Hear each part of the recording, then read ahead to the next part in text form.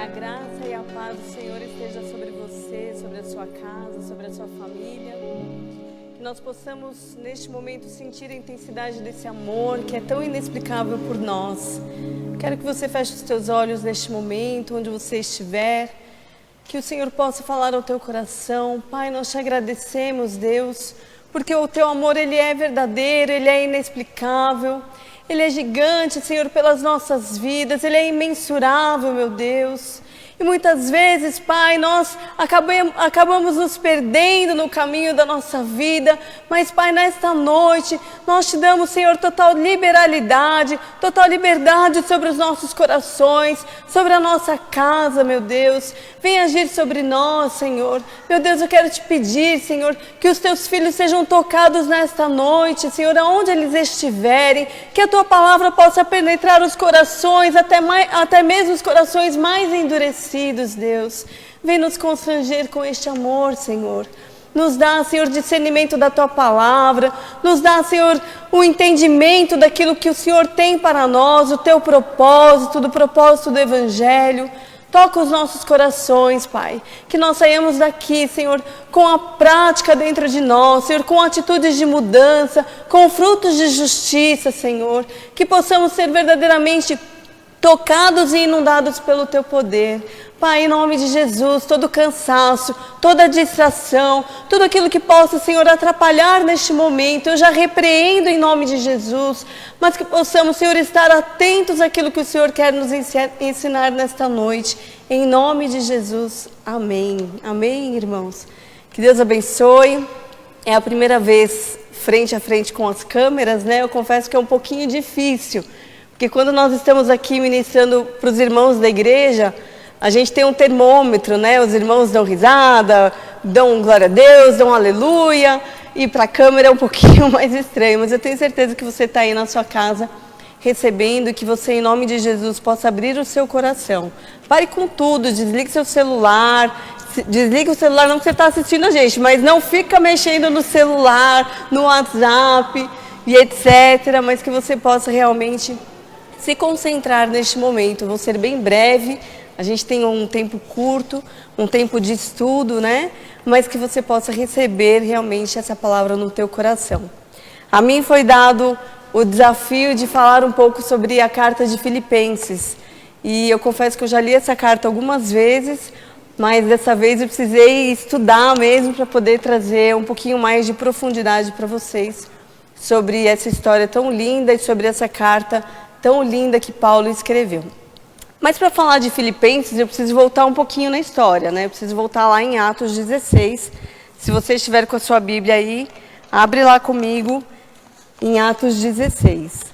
A cidade de Filipos era uma cidade muito importante naquela época, porque ela era uma cidade bem estratégica. Além de ser uma cidade onde havia muita extração de minérios, como ouro, por exemplo, ela era uma cidade de passagem, né, entre a Europa e a Ásia.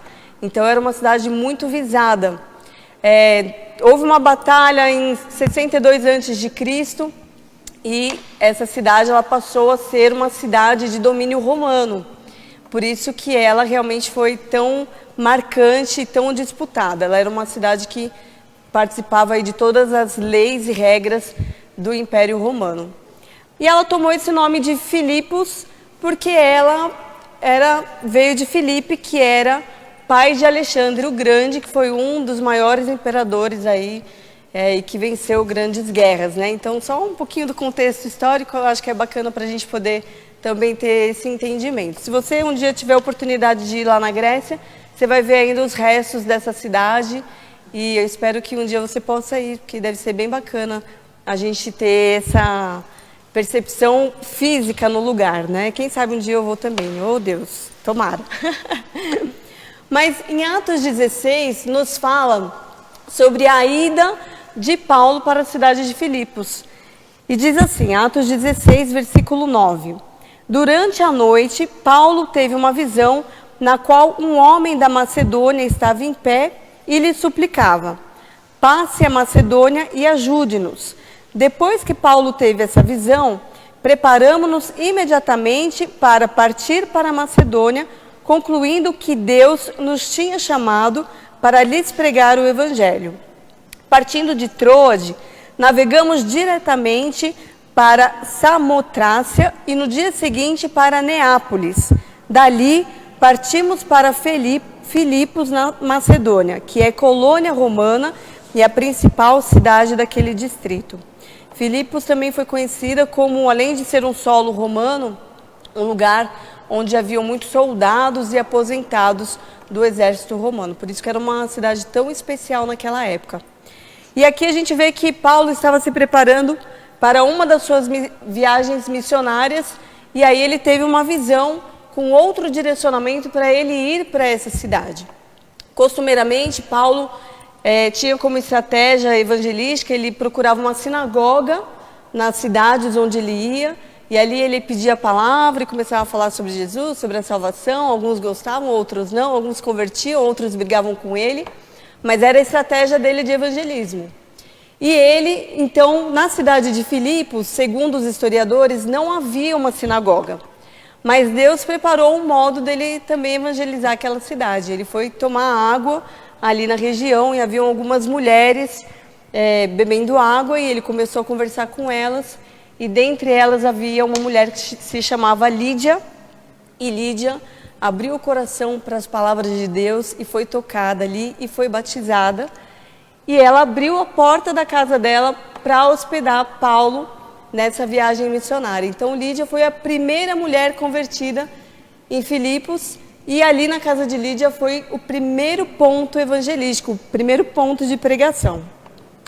Paulo tem uma ligação muito forte com Filipos, e ele relata isso aqui na carta dele, uma relação de gratidão por causa de alguns episódios que aconteceram ali. Então, primeiro essa mulher que foi realmente tocada pelo Senhor, se converteu, abriu a sua casa, e logo em seguida Paulo começou a pregar em alguns lugares, e havia uma mulher que estava dominada por um espírito de adivinhação. Ela era uma escrava, e ela perseguia Paulo alguns dias, e aí Paulo se cansou disso. Ela vinha perseguindo Paulo e dizendo: estes são servos do Deus Altíssimo, e lhes anunciam o caminho da salvação. E aí uma hora Paulo se encheu daquela mulher gritando na orelha dela, né? Não sei se você já esteve num lugar fazendo alguma coisa e alguém estava te atrapalhando. No caso, essa mulher estava atrapalhando Paulo. E aí Paulo pôs a mão na cabeça dela e falou: sai em nome de Jesus. E aquele espírito saiu dela, e o dono dela ficou muito bravo com isso, porque ele parou de ganhar o dinheiro que ele ganhava com as adivinhações.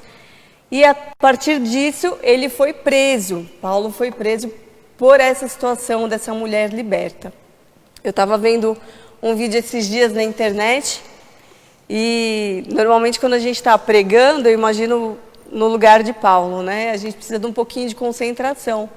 E nesse vídeo aí do YouTube, você depois pode procurar, entrou um gato no meio da pregação, depois entrou mais um gato, depois outro gato, e o pastor ficou meio desconcertado ali.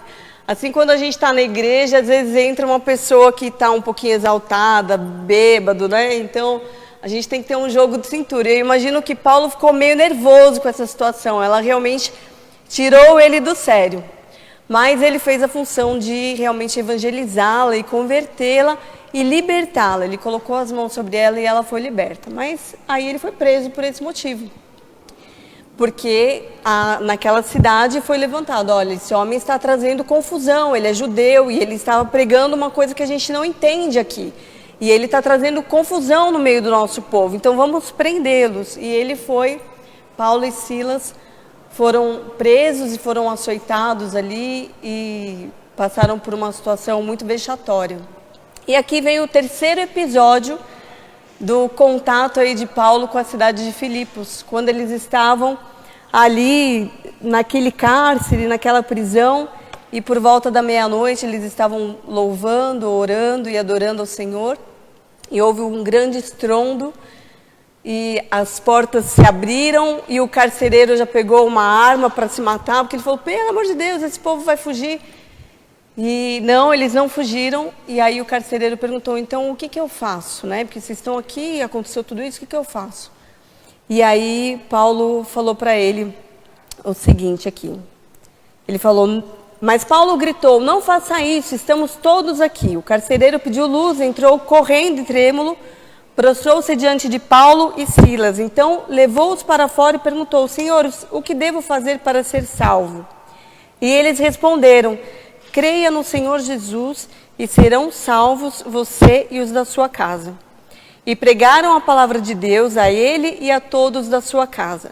Naquela mesma hora da noite, o carcereiro lavou as feridas deles e em seguida ele e todos os seus foram batizados. Então, aqui é mais um cuidado de Deus com Paulo, né? É a terceira situação aqui que ele vive na cidade de Filipos, que o impacta, e aqui mais uma vez ele sendo servido por um cidadão daquela cidade. E mais uma vez ele podendo falar da palavra de Jesus, falando sobre a salvação, e aquelas pessoas foram batizadas e se converteram. Então a igreja de Filipos começou aí. A igreja de Filipenses começou nessas situações. E isso realmente foi muito marcante para aquela cidade, porque essas pessoas frutificaram ali e começaram a ministrar o evangelho, começaram a trazer mais vidas, e isso começou a ter um grande alcance naquela região.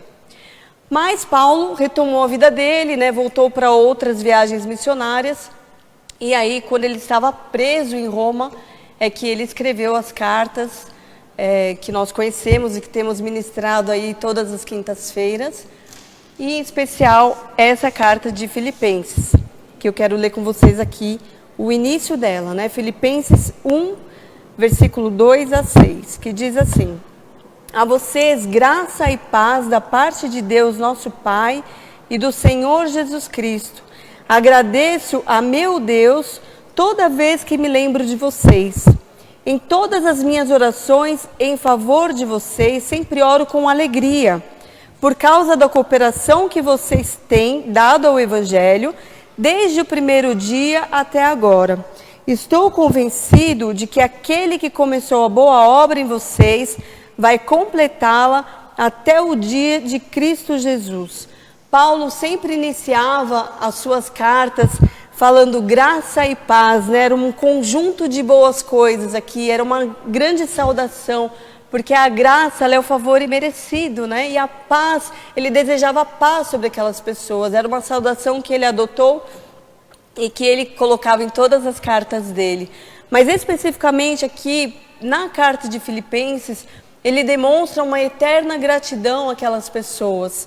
Diferente de outras cartas em que ele pegava um pouco mais no pé, ele tinha que reforçar o apostolado dele, aqui ele tinha uma terra fértil, ele tinha pessoas que foram evangelizadas e que se converteram e que deram sequência ao ministério de salvação. Mas ele, claro que faz também exortação ao seu povo e ensina novamente outras coisas a eles, mas Paulo realmente já entra aqui com muita alegria no seu coração por este povo, pelo pessoal, pelo povo de Filipenses, né? E isso é muito interessante, porque quando me foi falado, olha, você vai pregar sobre Filipenses, essa carta ela é uma carta considerada a carta do otimismo, né? A carta da alegria, porque ele fala diversas vezes, orando e suplicando com alegria no coração. E isso é uma verdade, de como nós temos que ter o nosso coração, independente das situações que passamos, independente das adversidades, ainda assim precisamos manter o nosso coração alegre e grato a Deus. No domingo, o pastor Elisete falou sobre gratidão, e foi uma palavra tão marcante, que falou realmente sobre nós termos o nosso coração disponível, aberto, preparado, nosso coração verdadeiramente sem qualquer tipo de negatividade, né? Eu, sinceramente, na minha vida pessoal, eu rejeito a negatividade, eu rejeito gente negativa, com todo amor e paciência. Mas, irmãos, não seja reclamão do meu lado, porque eu não vou parar para ouvir. Mimimi comigo não rola. Eu trabalho com vendas, a minha área eu tenho que matar um leão por dia. Já é muito negativa a minha área, eu já começo com um não todos os dias. Mas se eu não estiver motivada, pensando sempre de uma forma positiva, exercendo a minha fé, nossa, eu não vou dormir, né? Não vou sobreviver. Então, a palavra de Deus nos ensina em todo tempo sermos positivistas. Eu, sinceramente, até algumas ministrações que às vezes alguns pastores gostam de fazer dessa forma, né, que trazem um peso. Eu acredito que até para exortar você pode ser positivista, até para você ensinar o povo a fazer direito, existe uma forma de falar, uma forma adequada, ao invés de você colocar um castigo, uma sentença. Então eu verdadeiramente rejeito isso. Essa negativa vibration aí, né? Tô fora da minha vida, em nome de Jesus. E que você possa exercer isso na sua vida também. Se você tem essa tendência a murmurar, se você tem essa tendência a reclamar, se você tem uma tendência a olhar só as coisas negativas da vida, para com isso, em nome de Jesus, quebra isso. Começa a exercer realmente uma boca que profere palavras de paz, que profere palavras de salvação, que profere palavras de vida. Quebra isso da sua vida. Porque a nossa boca, ela pode ser contaminada e ela contamina o nosso coração. Quando você começa a só reclamar, isso vira uma tendência na sua vida. E depois você não consegue sair disso, porque tudo para você é muito negativo. Isso te contamina em todas as áreas da sua vida. Mas que você, em nome de Jesus, possa romper com isso na sua vida. Que você seja firme, positivo. Que você, ao acordar, você já agradeça ao Senhor. Porque as misericórdias dele se renovam a cada manhã. Você pode estar passando a maior luta da vida. Mas Deus é Deus, amém? Até na tempestade, Deus é Deus. Em todo momento, Ele é Deus. Então, que você possa realmente exercer isso sobre a sua vida. Esse mês aqui foi um mês pirante, de muitas coisas que aconteceram. Profissionalmente, fui muito bem, bati a meta, glória a Deus. Mas fui roubada 10 dias atrás. Minha máquina de lavar quebrou. A bateria do carro foi roubada. Misericórdia! Mas eu vou dar graças a Deus. Porque eu sei que quanto maior a luta, maior a vitória. Amém? Eu vou, igual aquela música, vou passando pela prova dando glória a Deus. É dessa forma que você tem que pensar. Agora, imagina se eu, dentro do meu coração, pensasse somente as coisas negativas que me aconteceram. Senhor, obrigada pelo ar que eu respiro, obrigada pela saúde, obrigada por tudo que o Senhor tem me dado, obrigada pela salvação. Obrigada, Senhor, porque eu poderia ter uma condição de vida miserável, uma condição de vida triste, como tantos jovens que nós estamos vendo aí perdidos, com depressão, com síndrome de pânico, sendo atacados no seu emocional. Senhor, muito obrigada, Pai, porque eu sei que por mais que eu passe por essa luta, eu vou sobreviver e eu vou vencer em nome de Jesus. O meu alvo é Cristo, é lá que eu preciso focar. Quando eu fui roubada 10 dias atrás, o Levi estava comigo, estouraram o vidro do carro, o coração ficou acelerado, toda aquela adrenalina ruim, né? Mas quando nós chegamos no lugar onde nós estávamos indo, eu virei para o Levi e falei, Levi, hoje é dia de festa. E é isso que eu creio, é dia de festa. Obrigada, Senhor, pela minha vida, obrigada pela vida do meu filho. Poderia ter acontecido outra coisa. Talvez você esteja pensando, ai pastora, desculpa, eu acho isso muito complicado. Ver que está tudo dando errado e agradecer a Deus. Como é que faz isso? É um exercício. Comece a agradecer a Deus. Talvez você esteja numa maré tão baixa, com tantas lutas, com a tua boca tão contaminada. Talvez você esteja numa fase tão ó vida, ó morte, que você não esteja conseguindo enxergar as coisas boas que Deus tem feito na sua vida. Talvez você não esteja conseguindo agradecer aquilo que Deus tem colocado sobre você. E é importante que você agradeça.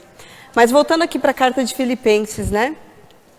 Ele tinha aqui uma devoção, um carinho imenso por aquela cidade, porque ainda que estivesse preso, Filipenses enviou Epafrodito, que era um servo ali de Filipenses, e eles enviaram Epafrodito para que pudesse cuidar de Paulo durante a prisão. Enviaram ofertas e enviaram o próprio Epafrodito, que foi quem trouxe a carta de volta, para que pudesse cuidar de Paulo nesse momento. Então você vê que era um povo completamente convertido, completamente amável, era um povo realmente disponível, que abria sua casa, que cuidava das pessoas, que tinha uma empatia, que amava o seu próximo, né? E nós precisamos aprender isso no nosso dia a dia, sermos desta forma. Sermos gratos e sermos servos também, como Jesus nos ensinou. Jesus, ele foi o maior exemplo de líder. E qual era a forma como Jesus era líder? Qual foi o maior princípio que Jesus ensinou? Que ele era o primeiro a ser o servo, ele era o primeiro a servir. Se você quiser ser o maior, você precisa ser o menor, você precisa servir. Hoje a gente vê tantas pessoas brigando por titularidade, por cargo, sendo amantes de si mesmo. Isso vai num total contraponto do que Jesus ensinou. Jesus era humilde, Jesus lavava os pés. Talvez o teu coração tenha se endurecido por causa das pauladas da vida, talvez você não esteja estendendo a sua mão ao próximo porque te feriram. O que você tem que fazer para o teu próximo não é esperando algo em troca, você tem que fazer porque você tem que fazer, porque você é servo. Tem um pastor que costuma falar, quem não serve, não serve. Não seja assim. Que você sirva independente daquilo que você vai receber em troca, porque na verdade o teu pai que está te vendo lá em cima é quem vai te recompensar. Não espere nada de homens. Se você faz as coisas esperando algo em troca, esperando reconhecimento humano, você está errado. Você tem que fazer algo porque o Senhor vai se agradar de você. E o teu pai que te vê em secreto vai olhar para você. Às vezes a gente faz as coisas e espera que nos aplaudam, que nos deem os parabéns. Talvez você não tenha esse reconhecimento. Dê o seu melhor em tudo quanto você fizer. Quer seja na sua casa, quer seja no seu trabalho, por onde você for, que você dê o seu melhor.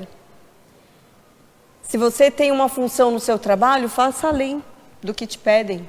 Não porque você quer se mostrar, mas porque você é bom, porque o Senhor te fez assim, porque o Senhor te fez servo. E no tempo certo você vai ser reconhecido. Dentro da sua casa, faça algo para agradar os seus parentes, os teus irmãos, os teus filhos. Vá além. Se te tratam com rispidez, trate com amor. O amor, ele quebra todas as barreiras. O amor de Deus por nós, ele quebra todas as barreiras. Se o seu coração está endurecido, se você tem tomado algumas pauladas da vida, que isso não endureça o teu coração, mas que isso te amoleça, que isso te torne mais humilde, que isso te torne mais contrito, mais quebrantado, mais misericordioso. Em Filipenses 1,7 diz assim: é justo que eu assim me sinta a respeito de todos vocês, uma vez que os tenho em meu coração, pois quer nas correntes que me prendem, quer defendendo e confirmando o Evangelho, todos vocês participam comigo da graça de Deus. A participação daquele povo em todo o ministério de Paulo, né?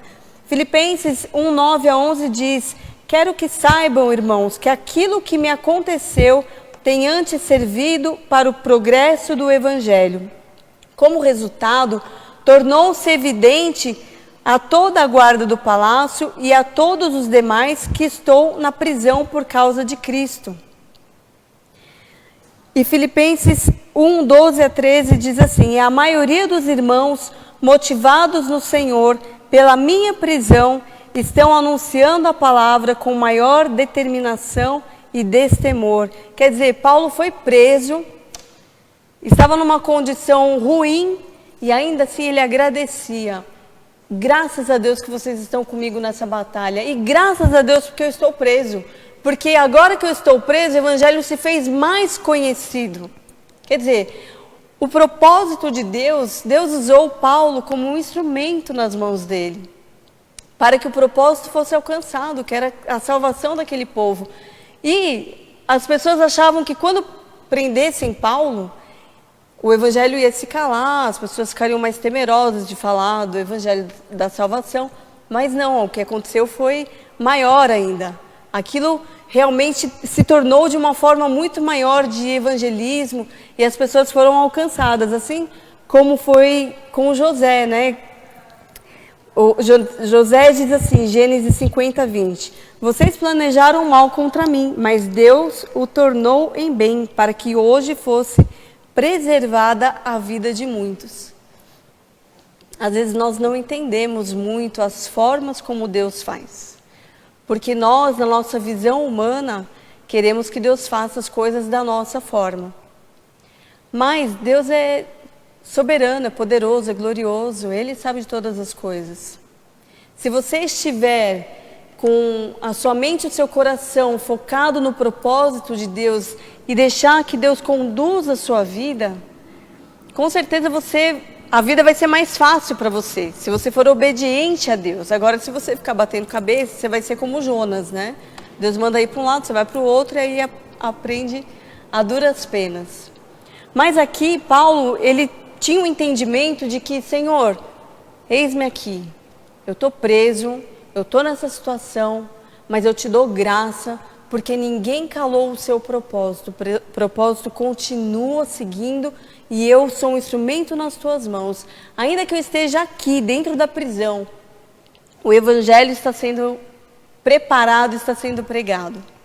E Paulo, ainda na prisão, em momento algum se calou, porque ele estava ali na prisão, mas exercendo firmemente o seu ministério.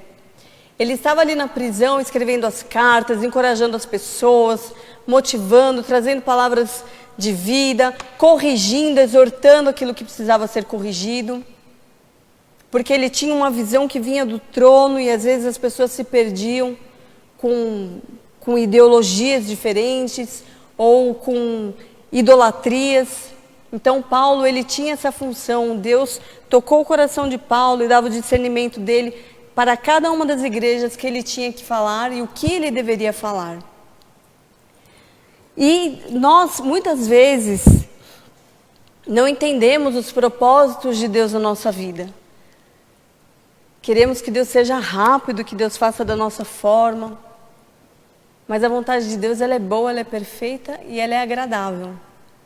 Então que você, em nome de Jesus, tenha o seu coração verdadeiramente aberto para seguir o momento certo, para que Deus possa agir na tua vida no momento certo, na sua casa, na sua família. Mas pastor, a luta que eu enfrento é muito grande, eu não aguento mais. Irmãos, vai mais um pouquinho. Não perde a oportunidade. Às vezes você está desistindo e você vai deixar de fazer o gol no último minuto dos 45 do segundo tempo. Não perca a oportunidade. Seja firme, ser fiel até o fim e dar-te-ei a coroa da vida. É isso que a palavra de Deus fala. Ainda que seus olhos não vejam, que a sua boca possa proferir isso. Ainda que hajam vales de ossos secos, que você possa declarar e determinar que esses ossos vão se juntar, que as coisas vão acontecer em nome de Jesus.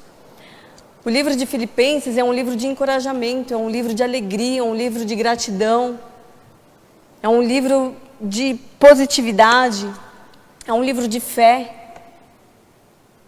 É um livro que fortalece o povo. Olha, meus queridos, não olhem as circunstâncias, estejam firmes, sejam pacientes. Olhem o propósito, olhem o fim de tudo isso, que é muito maior do que você pode pensar ou imaginar. Sobre a nossa vida dessa forma, né?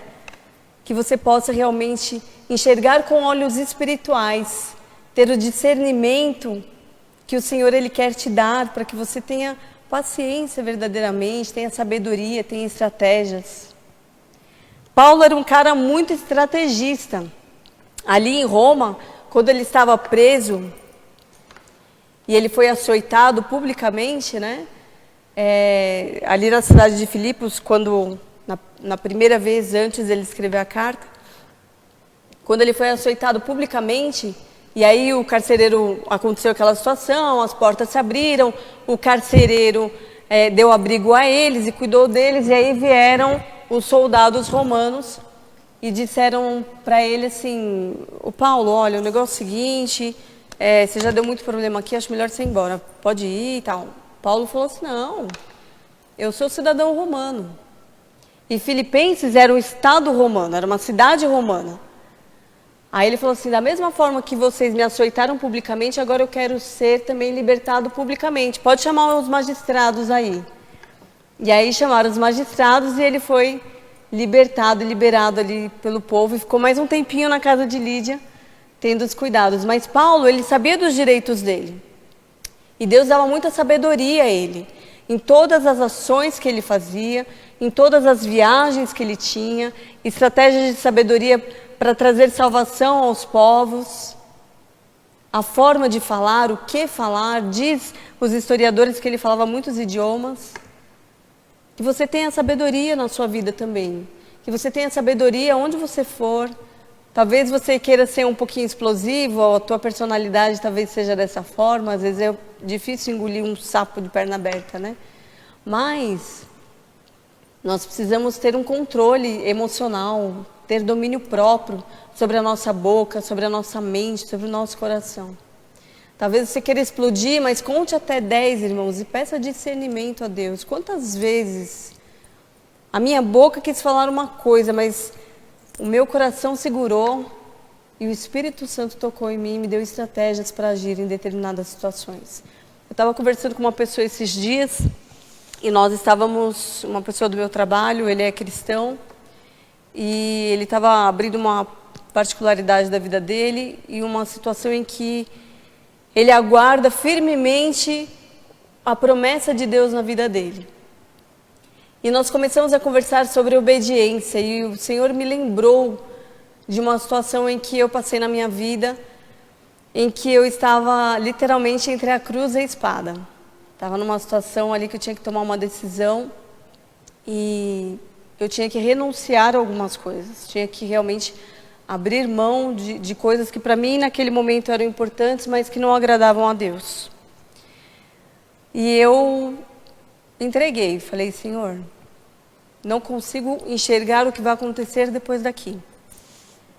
Não queria que fosse dessa forma, mas eu sei que eu devo te obedecer. E aí eu obedeci a Deus. Meu coração sangrou naquela época.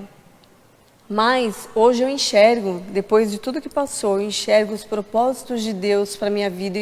Eu enxergo que eu precisava ter aquele romper, aquela renúncia. Precisava obedecer à voz de Deus. Aquilo que veio depois sobre a minha vida foi muito maior.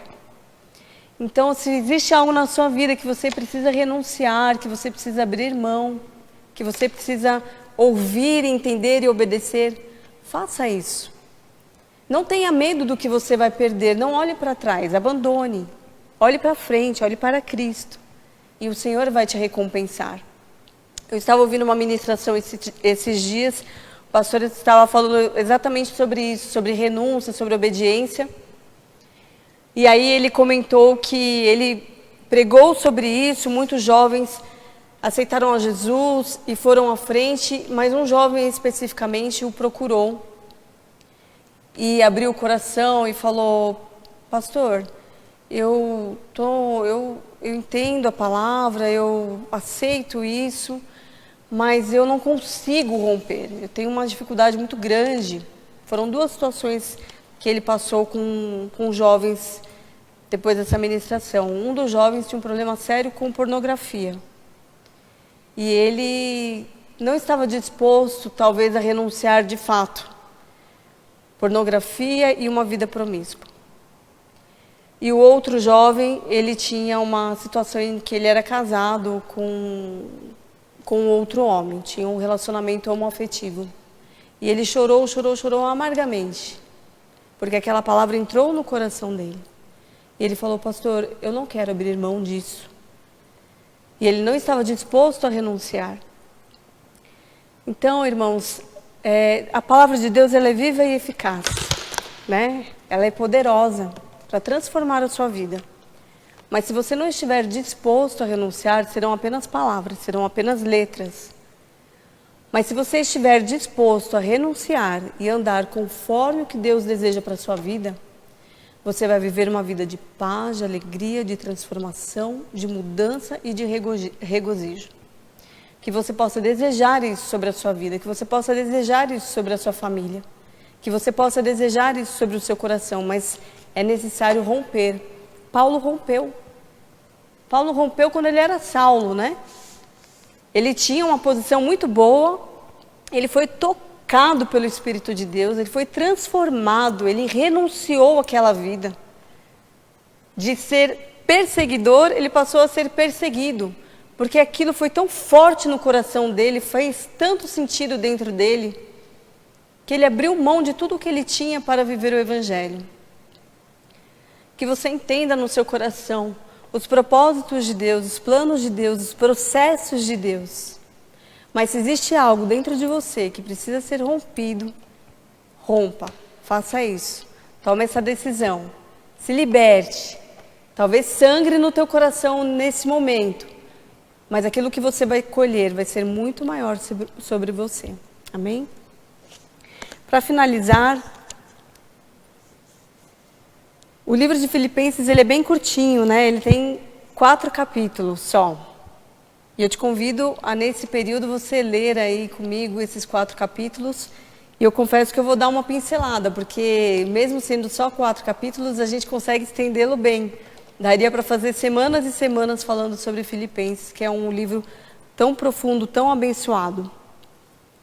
Em Filipenses 1, 9 e 11 diz assim: esta é minha oração, que o amor de vocês aumente cada vez mais em conhecimento e em toda a percepção, para discernirem o que é melhor, a fim de serem puros e irrepreensíveis até o dia de Cristo, cheios do fruto da justiça, fruto que vem por intermédio de Jesus Cristo, para a glória e louvor de Deus. Ele falava sobre a unidade daquele povo, né? Que o amor de vocês aumentem, que vocês tenham mais conhecimento, mais percepção, mais discernimento, para que vocês não sejam confundidos com influências que vêm de fora ou palavras que possam trazer qualquer tipo de combate aí na fé de vocês. Então aqui ele encoraja o seu povo dessa forma. E tudo isso, esse conjunto de coisas, o conhecimento, o discernimento, a percepção, fariam com que essas pessoas se tornassem puras e irrepreensíveis, se tornassem o mais próximos de Cristo, santos, né? Santificados, para a glória e louvor de Deus. Ele fala também sobre os frutos de justiça. O que são os frutos de justiça? São os cuidados com os necessitados, com os órfãos e viúvas que dependiam dessas ofertas. Ele fala sobre um caráter cristão.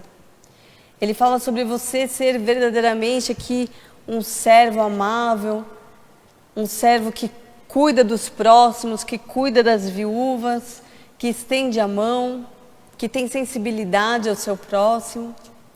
E acima de tudo, que não se contamina facilmente. Eu estive em um lugar esses dias que foi bem interessante. A pessoa estava falando com as amigas e as conversas eram bem promíscuas, né? E eu só observando. E ela falando um monte de besteira lá, e curtição de balada, não sei o quê, e bebida isso, bebida aquilo, tal. Aí o telefone dela tocou. E aí eu estava ouvindo e ela falou assim: ai, que bom que você foi na igreja tal. Eu sabia que você ia gostar. Ai, lá é muito bom, tem muito jovem. Ah, é muito boa aquela igreja. Meu Deus, aí eu fiquei... E agora, né? Como é que é isso aí? A palavra de Deus diz que não pode jorrar duas coisas de um mesmo lugar. Ou você é luz ou você é trevas. Então, você precisa ser luz na presença do Senhor, você precisa fazer a diferença. Agora, quando você está com seus amigos, você fala besteira. Quando você está na igreja, oh, aleluia. Irmãos, de Deus você não pode esconder nada, você não está enganando ninguém, você está enganando a você mesmo. Não adianta você vir aqui todo engravatado, oh, Senhor, mas no seu dia a dia, suas atitudes não refletem a glória de Deus, não refletem a presença de Deus. Como você é conhecido aí por onde você caminha? É aí que você é crente de verdade. Se as pessoas te reconhecem como uma pessoa encrenqueira, briguenta, que onde você vai eu espalho rodas, né? Ninguém nem quer estar perto.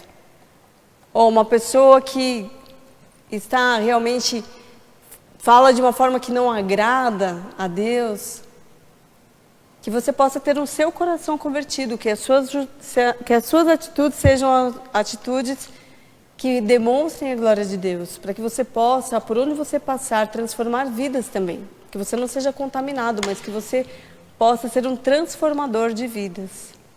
Assim como diz em Salmo 1, né, eu gosto muito desse versículo. Deixa eu abrir aqui para vocês. Que a maioria dos irmãos conhecem de cor e salteado, né? Eu, como não tenho a memória boa, eu preciso ler. Salmo 1 diz assim: Feliz aquele que rejeita o conselho dos maus, não segue o exemplo dos pecadores e não anda com os que zombam de Deus. Ao contrário, seu prazer está na lei do Deus eterno, e nessa lei ele medita dia e noite. Essa pessoa é como uma árvore que cresce na beira de um riacho. Ela dá frutos no tempo certo, e as folhas não murcham, e tudo o que a pessoa faz dá certo. Os maus não são assim, são como a palha que o vento leva. Por isso os pecadores serão condenados por Deus e ficarão separados das pessoas direitas, pois o Eterno, o Deus Eterno, dirige e abençoa a vida dessas pessoas. Porém, o fim dos maus é a perdição. Que você fique com isso no teu coração, que você seja como uma árvore que cresce à beira de riachos e dá frutos.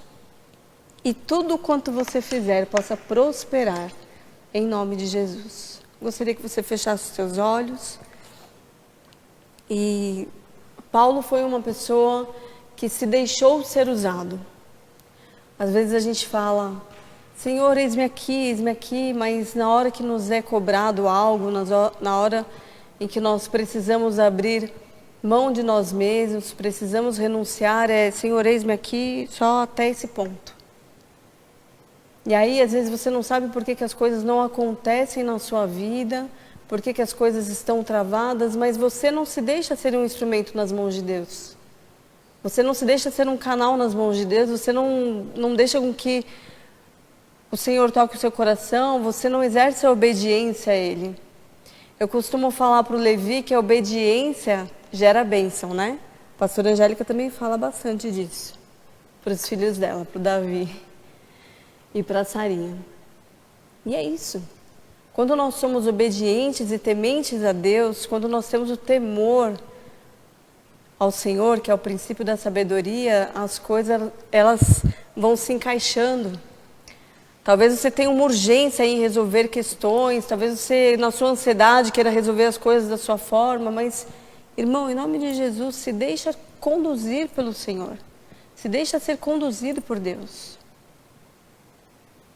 Que nós possamos estar preparados com o nosso coração, abertos e disponíveis, para que o Espírito Santo nos oriente, nos ensine, nos transforme, nos transborde.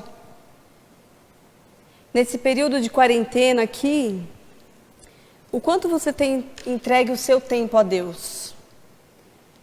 O quanto você tem disponibilizado o seu tempo para devocionais, para ter profundidade, para ter intimidade com Deus? Deus, Ele é o mesmo ontem, hoje e eternamente. Ele é poderoso para transformar, para fazer tudo quanto você possa imaginar. Às vezes as pessoas falam assim, onde estão os profetas? Você é profeta dentro da sua própria casa. Você é profeta, o Senhor Ele quer te usar. Mas para isso é necessário renunciar. Para isso é necessário pagar um preço. Para isso é necessário você se entregar. Você quer ter experiências com Deus? Então abra o seu coração para isso. Busque a Ele. Pedi e dar-se-vos-á. Buscais e achareis. Que você possa encontrar o Senhor. Talvez você esteja com tantas questões na sua mente, com tantas dúvidas, com tantas incertezas. Se tranca no seu quarto. O Senhor quer falar direto com você. Não precisa esperar que caia um raio do céu, que caia uma árvore, que venha uma bomba. O Senhor, Ele quer falar direto com você da forma mais fácil que existe. Abra a palavra de Deus, abra a palavra dEle. Ele quer tocar o seu coração, mas para isso você precisa estar com os seus ouvidos limpos. Para isso você precisa estar aberto, para que Ele possa verdadeiramente te tocar.